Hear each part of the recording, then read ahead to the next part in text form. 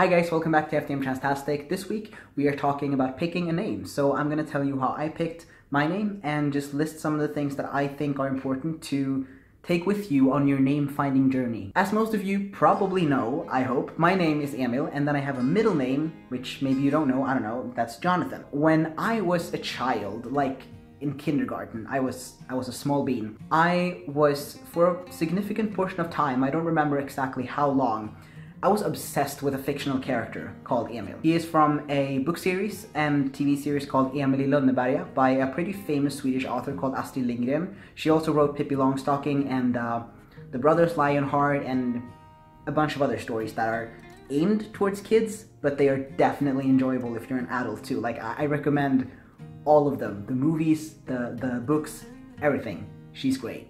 I was obsessed with Emil i Lönneberga. I wanted to wear the kind of clothes that he wore. I wanted to cut my hair like him. He lived on a farm, so I couldn't really do a lot of the things that he did, but he would sit and carve out these wooden figures, and I didn't know how to do that, but I would go in my parents' closet, and I would sit there with a stick and with a knife, and I would just carve the knife and the stick until there was nothing left. Now, he was a very mischievous child, and I was basically the exact opposite. I was very careful and calculated. I would barely even climb trees. I would stand on the ground and tell my mom exactly how I would climb the tree, but I wouldn't actually climb the tree. And if I ever did something mischievous, it was just because I consciously chose to do it because I wanted to be more like him. But I think that me wanting to dress like him and cut my hair like him was an expression of my dysphoria. I think it was me trying to become more like a boy through becoming more like him, because I didn't understand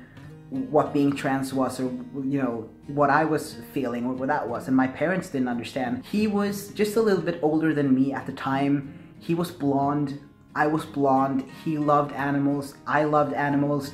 We had a lot of similarities like that, and I guess I just looked at this kid and in some way I saw myself and who I wanted to be. So me picking that name was pretty symbolic to me. And the reason I picked Jonathan is because that's also from an Astrid Lindgren story, from The Brothers Lionheart.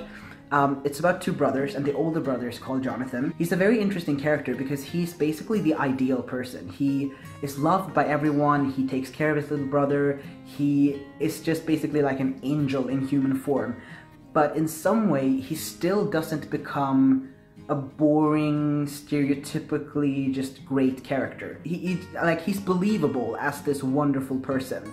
And I just really like the character. I guess I want to be like that or something, I don't know. But I also think I remember that at some point my mom told me that if I had been born a boy, I might have been given the name Jonathan. I think I remember her saying that at some point. Now, I did pick another first name before I changed it to Emil. Then Emil and Jonathan were my middle names, and I picked another name that was very American sounding because I wanted to leave Sweden, go the heck away and just never come back, and go study abroad, like in America or something. So I wanted a name that would be easy to pronounce in English, which was like the language that I would expect to speak a lot more than Swedish. And so I picked a name that was easy to pronounce in that language, but then I didn't think about how often people here in Sweden would ask me if my parents were from America or why they chose to give me that name, and it just got a bit annoying and it got uncomfortable after a while because my parents aren't from America, they're Swedish, my mom's from Finland, but so like it was a bit annoying after a while to always have to say no, and then they'd be like, well, why did they pick that name for you? And I'm just like, stop asking me. It happened more often than I thought it would, that people in some way reacted to this name because it's an unusual name in Sweden. And so I just wasn't comfortable with it anymore. And so after a while, I decided to change it to one of my middle names, to Emil. And it was a great decision. I'm really happy I did that. And everyone was very understanding, and it was a very positive experience, even though I was terrified of doing it at first. I thought that for some reason it was like embarrassing or something, like I don't know what it was. Moving into the things I think are important to keep with you when you're trying to pick out a name for yourself. You don't have to stick with the name that you choose at first. It's okay if you pick a name, you're really sure about it, and then a year passes or 2 years and you decide that you really want to change your name for whatever reason. It's okay to do that. It's your life. You're supposed to make yourself comfortable.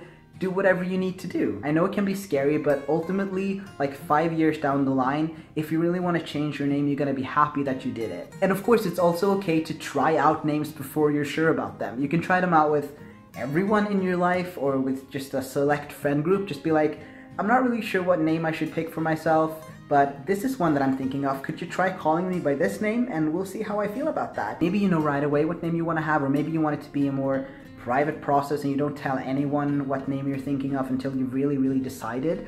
But if you want to try out different names, then I think that's a great way to do it. Now, when it comes to actually picking a name or picking what names you're gonna be choosing between, you can pick whatever name you like. It doesn't even have to be a traditional name. You can make one up if you want to.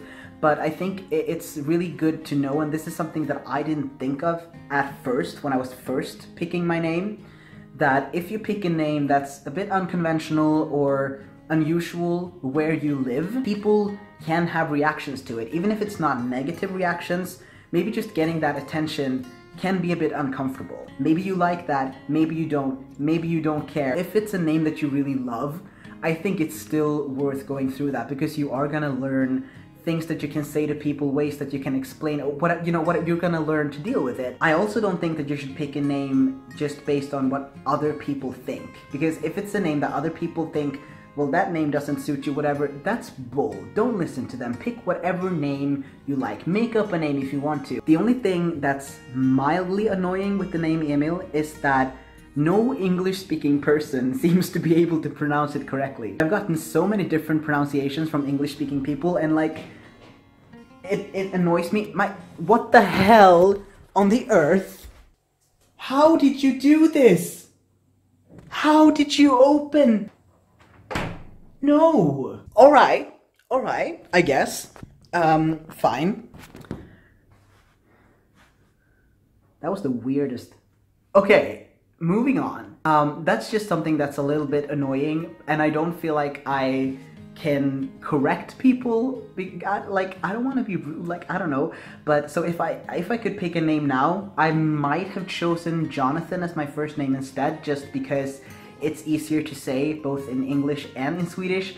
But at the end of the day, doesn't really matter. I like Emil. It's not something that I'm uncomfortable with. Wow, I suddenly got stripes. I'm a zebra now. The sun really came out. Ugh. I feel like I'm starting to ramble now, so I'm gonna wrap this video up. Basically, pick whatever name you like, do what you're comfortable with. I think that this journey, this transition, is gonna be so much more powerful if you do it in your own way, rather than just following what someone else is doing or doing what you think you're supposed to do.